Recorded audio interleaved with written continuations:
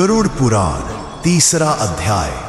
13 दिन की विचलित यात्रा पूरी करने के बाद आत्मा अब यमलोक की ओर बढ़ती है और वहां उसका पहला सामना होता है चित्रगुप्त से।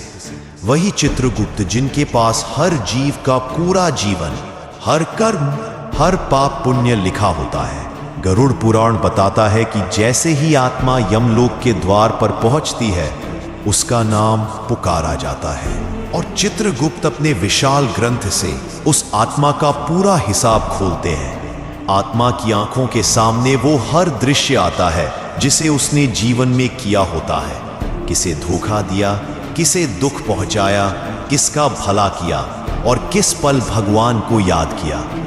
कोई भी बात छुपती नहीं, न मन की न कर्म की। चित्रगुप्त का लेखा जोखा इतना गहरा होता है कि आत्मा खुद अपनी सजा या इनाम समझ जाती है।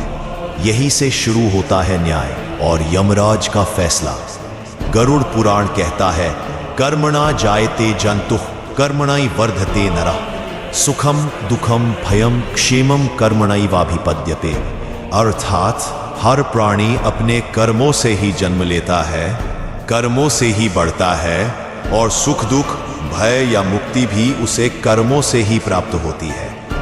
यमराज कठोर नहीं होते, वो न्याय के प्रतीक होते हैं। उनके निर्णय में केवल एक ही बात देखी जाती है, क्या इस आत्मा ने अपने जीवन में अपने कर्मों को समझा।